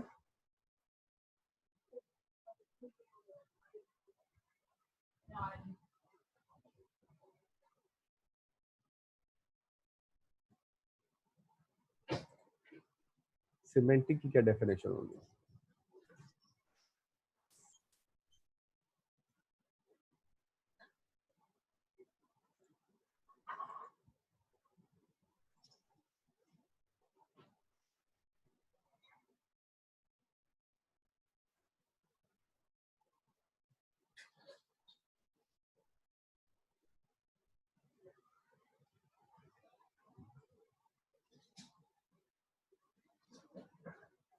ठीक है, अब सिमेंटिक इमेज के हम यहाँ पे देख लेंगे, यहाँ पर हम वही कर रहे हैं कि हम एक एक पिक्सल की वैल्यू डिफरेंट कंडीशंस के हिसाब से लेते हैं और उसको हम यहाँ पर कंपेयर करते हैं।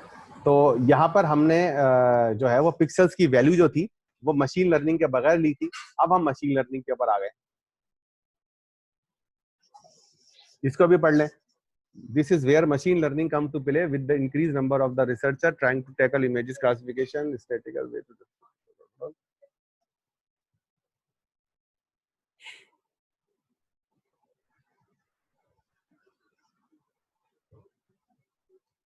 ठीक है जना, अब हमारे पास जो है इसमें सपोर्ट वेक्टर मशीन जो है वो यहाँ पर आ गई है। अभी तक हम डीप लर्निंग पे नहीं आए।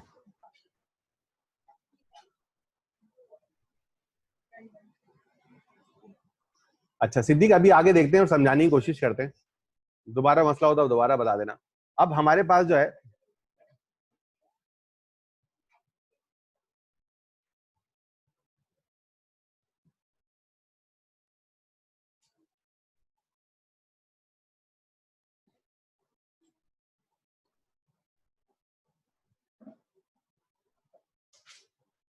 अच्छा यहाँ पर हम आते हैं, हमारे पास एक सेट है यहाँ पर, given the set of image features and they are binary labels cat और नॉट कैट, फिगर 1.10। अब इसके अंदर ये हमारे पास इमेज दे रही है, and SVM can be optimised to learn function to separate one classes from another based on the extracted feature.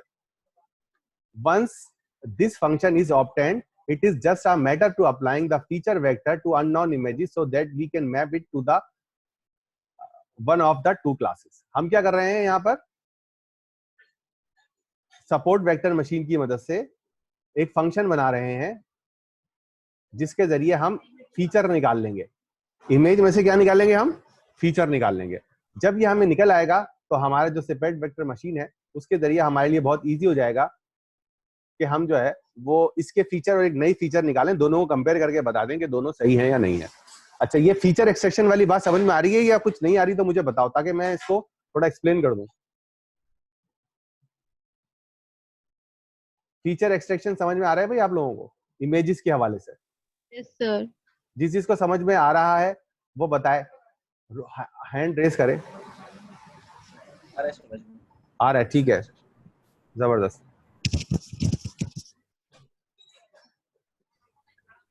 तो अगर किसी को नहीं आ रहा है तो वो चुपके से मुझे चैट के ऊपर बता सकता है कि सर मुझे नहीं बताया। चैट पर मुझे बता दो अगर किसी को समझ में नहीं आया।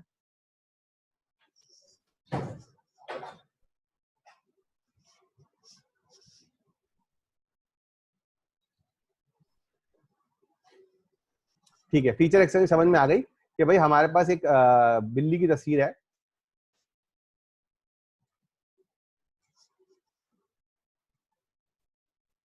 अब मुझे बताओ इसके अंदर से अगर फीचर एक्सट्रैक्शन करनी होगी तो मैं क्या क्या फीचर निकालूंगा इसके अंदर से?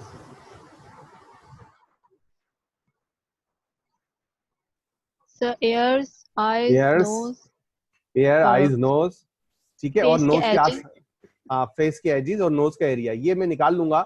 तो मुझे पूरी की पूरी तस्वीर का एक एक पिक्सल मैच करने की जरूरत नहीं है। मेरे पास जो है वो कुछ एरिया जो है वही काफी है। यानी कि अगर मैं जाऊं वो ये वाला हिस्सा, ये वाला हिस्सा, इसके एजेस निकाल लूं, ये वाला निकाल लूं और ये वाला निकाल लूं और ये वाला हिस्सा निकाल लूं, तो मैं जो हूं वो अपनी किसी भी कैट के फीचर्स को दूसरे हर कैट में से ये चीज निकालकर मैं कैट को कंपेयर करके आइडेंटिफाई कर सकता हूं कि तस्वीर में कैट है या नहीं है।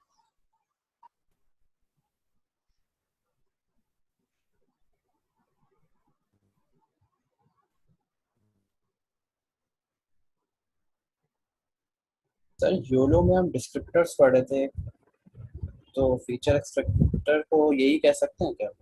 हाँ बिल्कुल कह सकते हैं, कह सकते हैं, लेकिन अप्रोच ये एसवीएम की अप्रोच बताई है। योलो के अंदर अप्रोच डिफरेंट हो सकती है। जैसे मैंने बताया था, ये जो है ये एसवीएम जो है वो आप इसको पढ़िएगा आप जरा डिटेल में जाकर। एसवीएम जो है वो डिफरेंट तरीके से ये काम करता है, योलो डिफरेंट तरीके से करता है।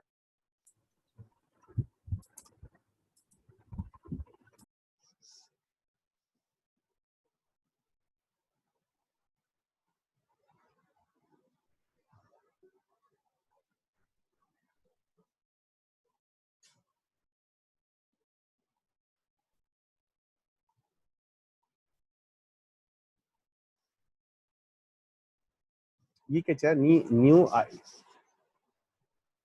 ये कभी पढ़ा है आप लोगों ने? इल डेरिडो क्या होता है?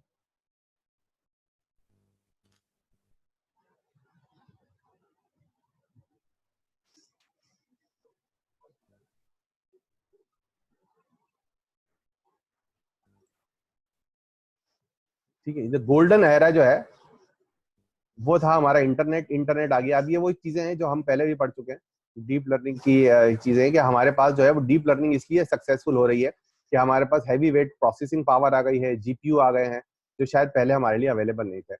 अच्छा ये बताओ कि जीपीयू जो है वो तो हमेशा से लगते थे, नई चीज ऐसी क्या हुई जीपीयू में जिसकी वजह से डीप लर्निंग जो है वो लोग अडॉप्ट करने लगे? पूरा प्रोसेस है, पूरा कोड।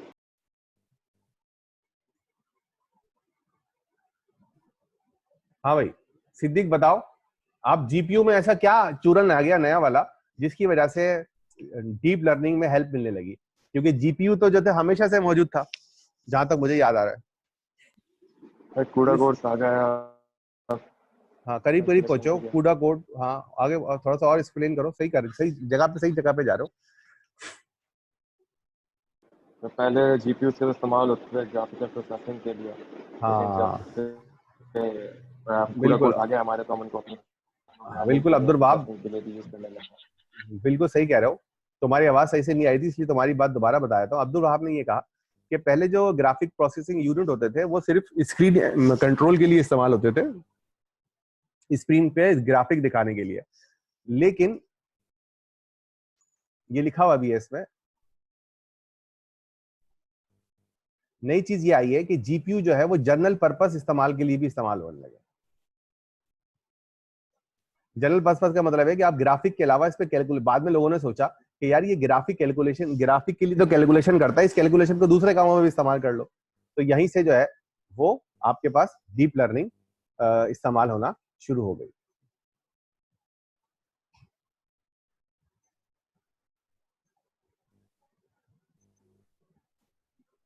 अच्छा अब ये देखो, ये यहाँ से हम जरा इस्तेमाल कर रहे हैं, यहाँ में थोड़ा सा प्रैक्टिकल चीजें भी आएंगी, इसलिए आप ये देख लो। ये तो पता है ना आपको ये क्या हो रहा है? ये तस्वीर समझ के बता सकते हो क्या हो रहा है?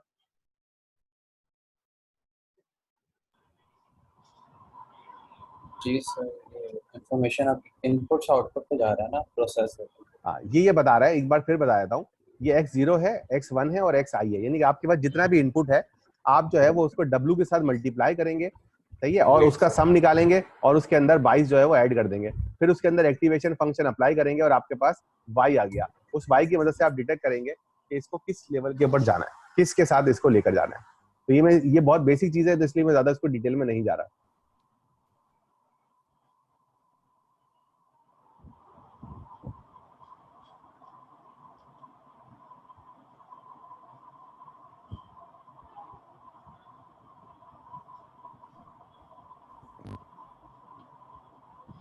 अच्छा अब मुझे बताओ ये चीज क्या हो रही है?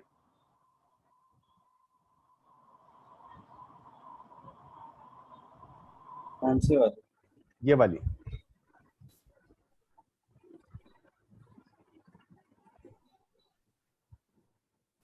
What is this?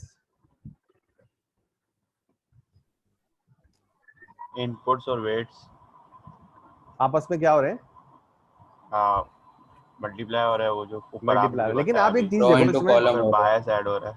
हाँ इसके अंदर एक जो चीज याद रखनी है वो ये है कि एक जगह पे रो है और एक जगह पे कॉलम है। रो मल्टीप्लाई हो रहे कॉलम से, इसको हम यहाँ पर नीचे जो है वो हम यहाँ पर देख सकते हैं। और यहाँ पर ये W, X और W का मतलब है X रो और W पे कॉलम आपस में मल्टीप्लाई होंगे, फिर आखिरी में B जमा हो जाएगा मल्टीप्लाई होने के बाद। इसको यहाँ पर इस तरह भी लिखा हुआ है कि x1 को मल्टीप्लाई करेंगे W1 से, फिर प्लस कर देंगे x2 को W2 से। मल्टीपल जब, हाँ जब एक से ज्यादा हो, एक से ज्यादा होंगे तो ठीक है, और इसका सम कर लेंगे हम। हाँ ये इसका फार्मूला है ना, यानी कि अगर आपका पास x है और W है तो x के अंदर x ऑफ i, यानी कि x की सारी वैल्यू के लिए x ऑफ i और W किसके बराबर होगा? सिग्मा का x of 1 multiply by W of 1 plus x of 2 multiply by W of 2 and so on. और इन सबको जमा करके हम ले आएंगे, ये हो जाएगा x मल्टीप्लाई बाय W। और आखिरी में बी जमा कर देंगे।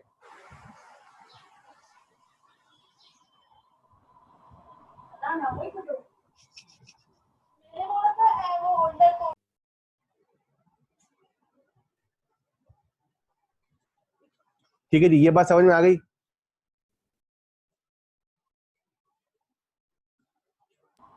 जी सर। अच्छा, अब ये बताओ कौन ये सी क्या हो वाली? रहा है, ये वाली y इक्वल टू एफ और z।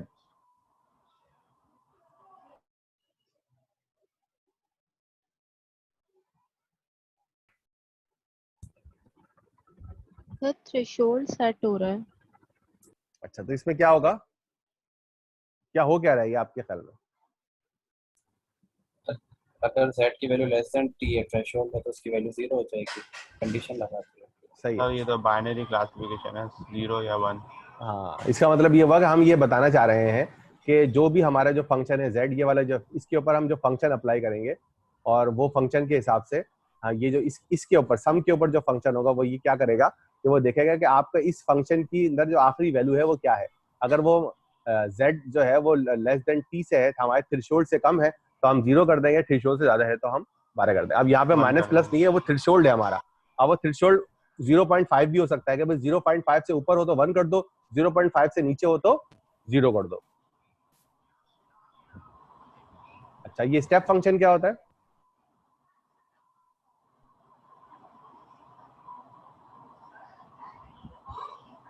Activation function.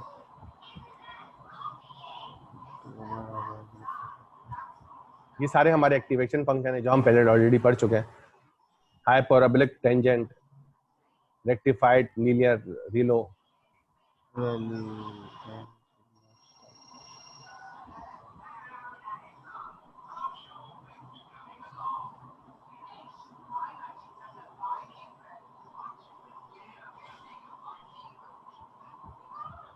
ठीक है भाई, अब हम इसकी इम्प्लीमेंटेशन में आते हैं।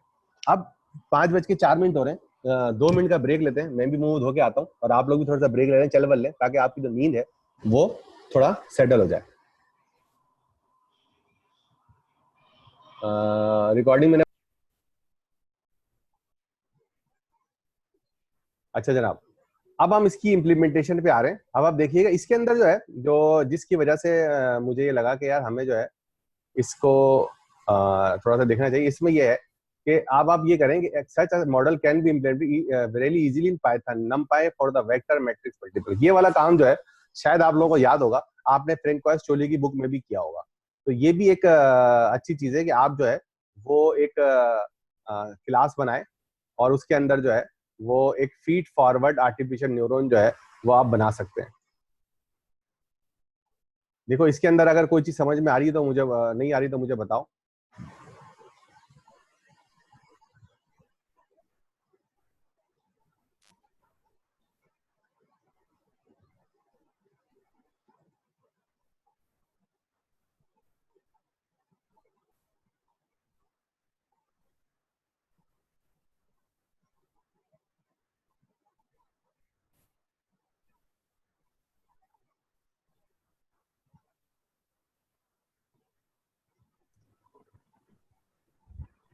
अब इसके अंदर ही आप थोड़ा सा मुश्किल लग रही है आपको, क्योंकि इसमें थोड़ी सी ऑब्जेक्ट ओरिएंटेड नोटेशन इस्तेमाल हुई है, लेकिन ये कोई इतनी ज्यादा, हाँ, इसमें कोई खास चीज है नहीं। अगर इसको देखें हम यहाँ से फीड फॉरवर्ड के अंदर, ये एक्स और सेल्फ ऑफ डब्ल्यू को मल्टीप्लाई करा है। एक्स जो है वो इनपुट है जो हमें मिलेगा, डब्ल्यू जो है वो हमारा वाला है, क्योंकि सेल्फ का मतलब है इस क्लास का।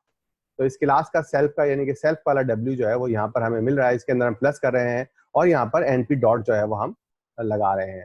अब सेल्फ ऑफ डब्ल्यू क्या है, ये हमने रैंडमली इनिशियलाइज किया, हमेशा हमने यही पढ़ा है कि हम रैंडमली इनिशियलाइज करते हैं, और हमने वी भी रैंडमली इनिशियलाइज किया है। रैंडमली इनिशियलाइज करते हुए उसकी लेंथ जो है वो हमने वही रखी है जो नंबर ऑफ इनपुट की है। और एक्टिवेशन फंक्शन जो है वो हमारे पास एक्टिवेशन फंक्शन है। अब एक्टिवेशन फंक्शन जो है वो यहाँ पर कहीं दिया हुआ है, कॉलेबल है दिया यहाँ पर the activation function. Activation function हमें मिलेगा,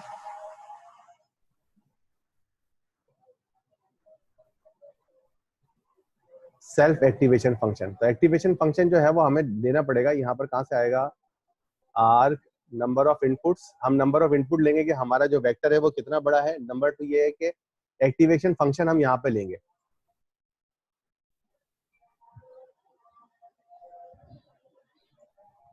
ठीक है, ये वाली बात समझ में आ रही है? अगर किसी को नहीं आ रही है तो चुपके से चैट पे बता दे, चैट खोल लेता हूँ मैं।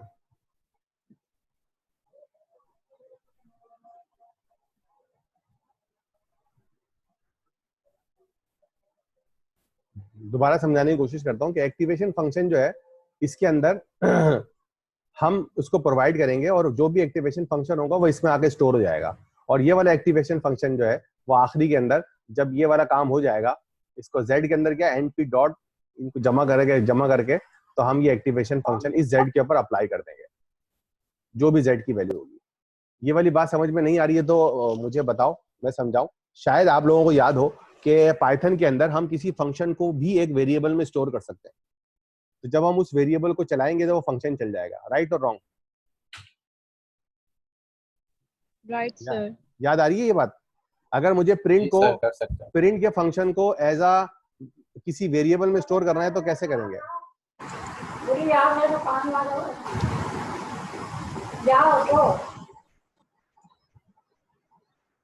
कोई बता सकता है?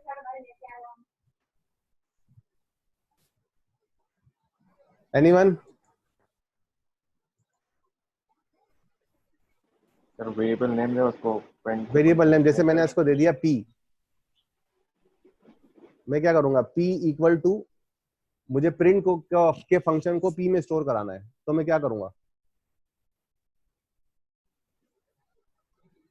p equals print parenthesis. अच्छा, तो अब तो अगर मैं ये करूंगा तो ये मेरे ख्याल से यूं करते हैं इसको,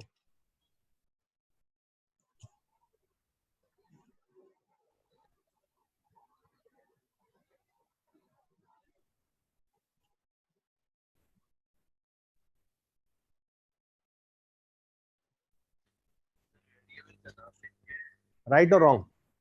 चेक कर लो यार जरा।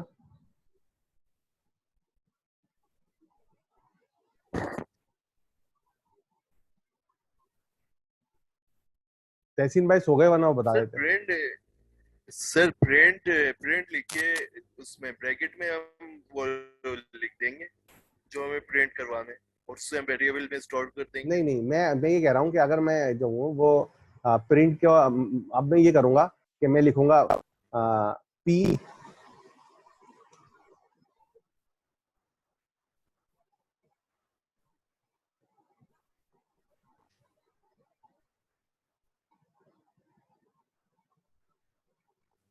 अब मैं ये कर सकता हूँ,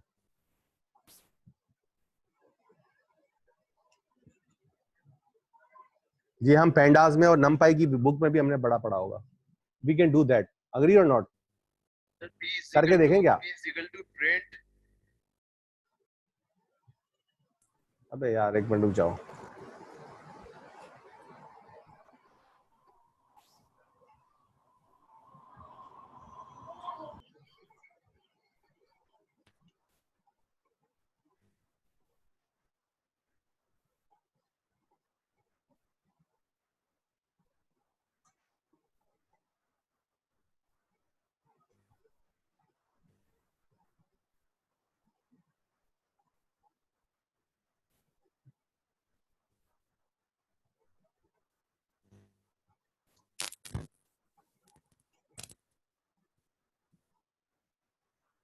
तुम लोग भी यार,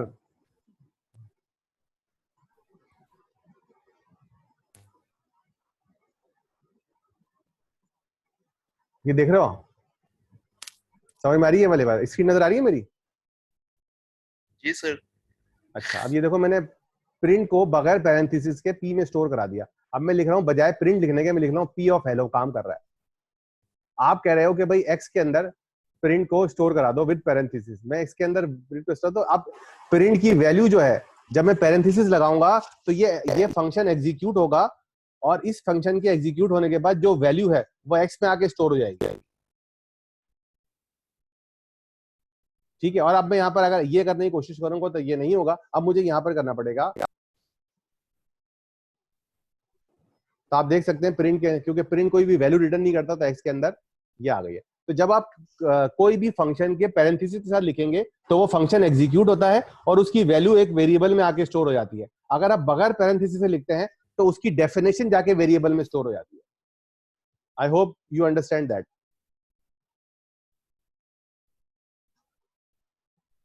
नहीं समझे?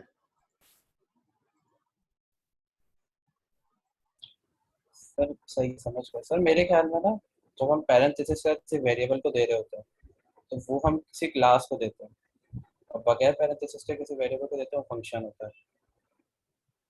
चलो अब ये तुम अभी ट्राई करके देखना, फिर हमें भी बताना. मेरे जो ख्याल था वो मैं तो बता दिया. ठीक है. अब ये वाले जो कोड है ये आपको चला के देखना है क्लास के बाद.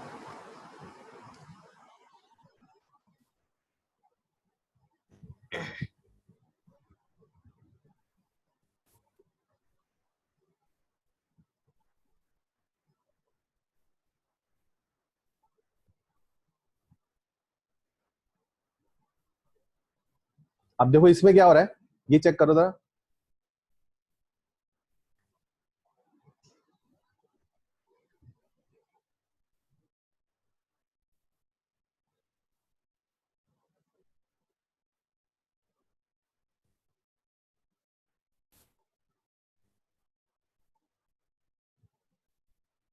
ये यहाँ पर हमने एक क्लास बनाई थी ना, इस क्लास को हम यूज कर रहे हैं. यहाँ पर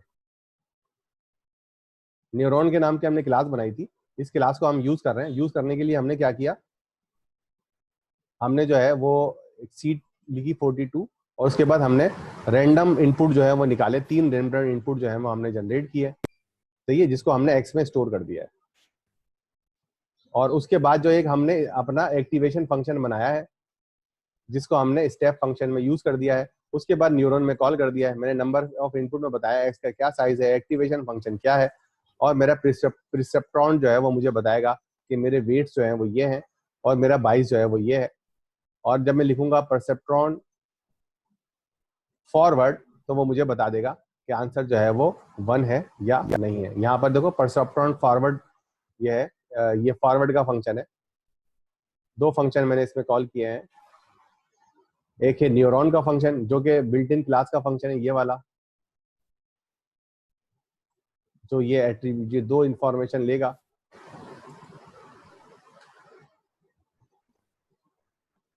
और इनिशियलाइज कर देगा. और उसके बाद ये फॉरवर्ड का फंक्शन मैंने अलग से कॉल कर लिया.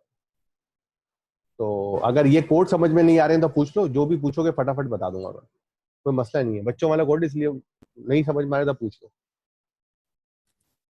तहसीन समझ में आ रहा है कोड? सर समझ रहे हैं, देख रहे हैं. ठीक है. अब्दुल वहाब तुम क्या कर रहे हो?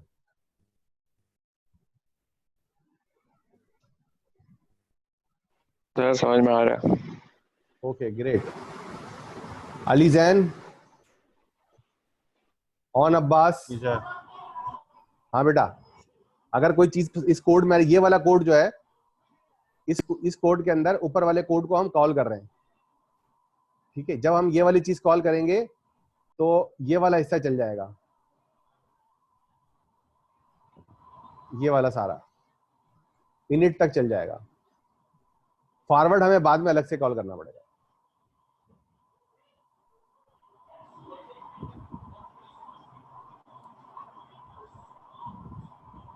अच्छा भाई. आजम खान, हरमैन रईस, क्या चल रहा है भाई?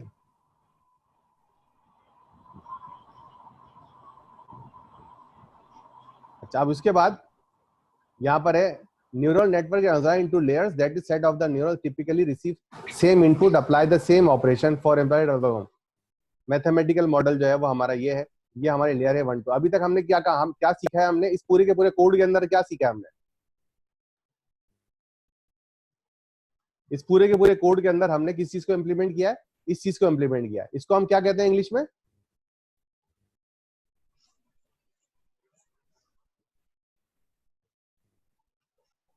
हाँ भाई, न्यूरल नेटवर्क की जबान में इसको हम क्या कहते हैं?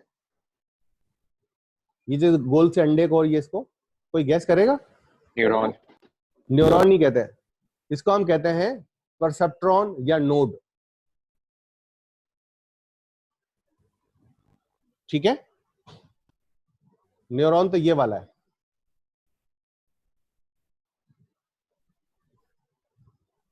सही है. ये हमारी एक नोड थी. अभी तक जो हमने जो इम्प्लीमेंटेशन की थी वो सिर्फ और सिर्फ एक नोड की थी.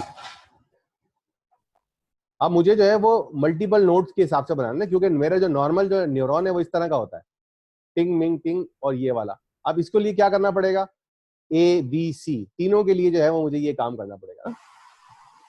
तो z किसके बराबर होगा, x multiply by w multiply by b।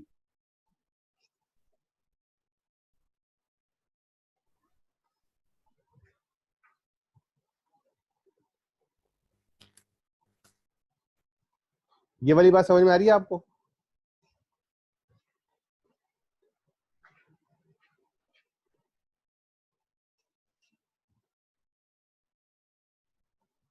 कोई भी सवाल पूछना चाहे तो पूछ सकते हैं इस वाले के बारे में।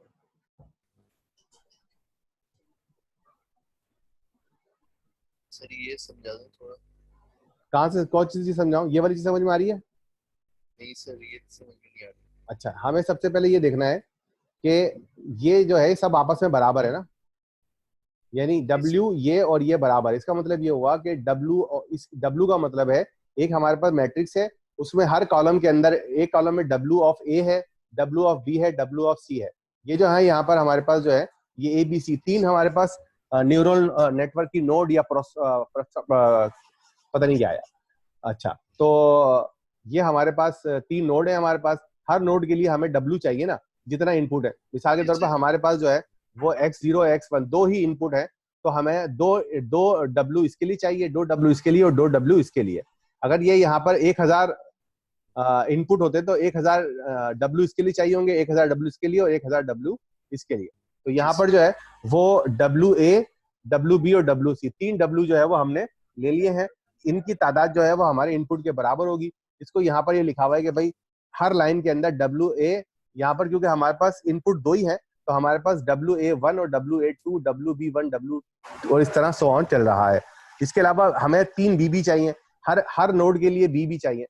तो हमने यहाँ पर B जो है वो A B C लगा दिया। और Z किसके बराबर है, Z ऑफ A, Z और B, Z तीन हमें Z चाहिए। तो इसका मतलब ये हुआ कि इस इक्वेशन को हम ऐसे भी लिख सकते हैं, y बराबर है फंक्शन ऑफ z, और फंक्शन ऑफ z जो है वो क्या है, function of z of a, function of z of b और function of z of c। Sir ये z इनपुट ही है ना? कौन सा z जो ये इनपुट ही है ना? z जो है वो हमारी इंटरमीडिएट कैलकुलेशन है जो हमने यहाँ पे की थी, याद है? ये देखो z ऑफ a किसके बराबर है, x multiply by w of a plus b of a। सही समझ गए सर। वेट्स और वाइज जो है उसके साथ जो ऐड करने के बाद। हाँ, अब यहाँ पर हमारे पास तीन नोड है तो हमारे पास 3 Z होंगे, A B C। W भी तीन है हमारे पास। W क्या है, एक वेक्टर है। जितने हमारे पास इनपुट होंगे उतना ही बड़ा W का वेक्टर होगा। अगर हमारे पास इनपुट में जो है जैसे एक इमेज है उसमें 784 इमेजेस पिक्सल है, तो हमारे पास W का जो वेक्टर है वो 784 ही होगा। और यहाँ पर भी 784 होगा, यहाँ पर भी 784 होगा, यहाँ पर भी 7। जितनी नोड होगी उतने हमें W में इम्प्लीमेंट करने पड़ेंगे। और इसी को जो है उसने यहाँ पर इम्प्लीमेंट कर दिया, फुली कनेक्टेड लेयर। अब देखो इसके अंदर कोड पढ़ो और समझने की कोशिश करो और मुझे बताओ कि कहां पर आपको प्रॉब्लम हो रही है। इस कोड के बाद जो है हम इस क्लास को यहीं पे रोक देंगे, सही है?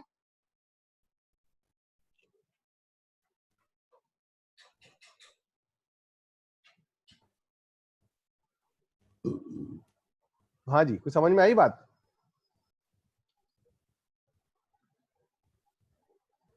आर्ट्स तो समझ रहे हो ना, यहाँ पर आर्गुमेंट्स ले रहे हैं हम।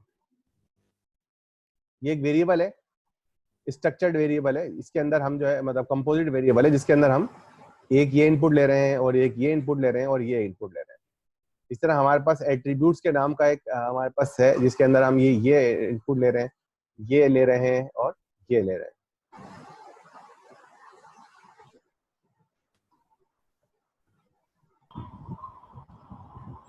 सर आज के लिए इतना ही रखे। हाँ, बस ये खत्म कर रहा हूँ, बस ये कोड समझो और छुट्टी कर लो, ठीक है? और इसके अंदर हमारे पास एक्टिवेशन फंक्शन है, यानी कि हम जो है ये क्लास को चलाने के लिए हमें ये एज ए इनपुट चाहिए यहाँ से लेकर। जी सर मल्टीपल इनहेरिटेंस हो रही है। मल्टीपल इसमें इनहेरिटेंस तो हो रही है क्योंकि यहाँ पर ऑब्जेक्ट तो आ रहा है ना, ये तो ये मेरे ख्याल से इनहेरिटेंस नहीं हो रही, सिर्फ ये ऑब्जेक्ट को कॉल कर रहा है। जब इसको हम कॉल करेंगे तो इसके अंदर यहाँ पर ऑब्जेक्ट आ जाएगा और उस ऑब्जेक्ट की जो डेटा है वो यहाँ पर आ जाएगा। अभी हम जब कॉल करेंगे तो उसको और क्लियर कर लेंगे। उसके बाद हमारे पास ये डेफिनेशन का फंक्शन है जो हमें इनिट कर रहा है। हम सेफ और W में ये रैंडमली इनिशियलाइज कर देंगे, ठीक है, और लेयर साइज में कर देंगे, और आखिरी में हमारा वही फीड फॉरवर्ड वाला ये काम हो जाएगा। अब इसके अंदर आप ये देखो यहाँ पर कि यहाँ पर क्या हो रहा है। यहाँ पर आप देखें x जो है वो यूनिफॉर्म हमने निकाल लिया है, x2 भी यूनिफॉर्म निकाल लिया है, और रीलो फंक्शन हमने ये यहाँ पर ले लिया है। लेयर जो है वो हमारी फुली कनेक्टेड लेयर्स है। अब यहाँ पर देखें ये फुली कनेक्टेड लेयर जो है ये इसका नाम है, हमने खुद रखा है, तो इसलिए इतनी टेंशन लेने की जरूरत नहीं है। हमने यहाँ पे क्या बताया है, फुली कनेक्टेड लेयर के अंदर हमने क्या दिया है, इसको 2 दिया है, 3 दिया है, और रीलो का फंक्शन दिया है। तो वो क्या करेगा, 2 और 3 इसको मिल गया है, तो वो इनपुट के अंदर 2 और लेयर का साइज को 3 कर देगा, इनपुट के साइज को 2 कर देगा, और एक्टिवेशन फंक्शन को एक्टिवेशन। इसका मतलब ये हुआ कि इस क्लास के जरिए हमारे पास 3 नोड बन रही है। उसके बाद हमने ये फॉरवर्ड किया, x1 को फॉरवर्ड किया, x2 को और फॉरवर्ड किया, x1 और x2 को फॉरवर्ड किया, हमारे पास रिजल्ट आ गया, उसको हमने कॉन्केट कर दिया, और ये हमारा टोटल रिजल्ट जो है वो है हमारे पास। ठीक है, इसके अंदर आप ये देख लें कि ये फॉरवर्ड के अंदर वही हो रहा है कि आपके पास वो डॉट मल्टीप्लाई हो रहा है। तो आप ये देखें कि यहाँ पर हम अपनी कस्टम कोडिंग कर रहे हैं, अभी तक हमने टेंसरफ्लो स्टार्ट नहीं किया, लेकिन एक बात हमें ये पता लग रही है कि यहाँ पर जो है वो हम हमारे लिए अगर हम इम्प्लीमेंट करना चाहते हैं न्यूरल नेटवर्क, तो वो हमारे लिए किस तरह हम कर सकते हैं, कितना ईजी है। तो ये भी एक अप्रोच है कि न्यूरल नेटवर्क को इम्प्लीमेंट करना, कोड करना जो है वो भी बहुत ही आसान है। क्लास हम यहीं पर ब्रेक कर रहे हैं। अब अगर आपको कोई सवाल होता है कर ले, वरना फिर हम क्लास एंड करते हैं।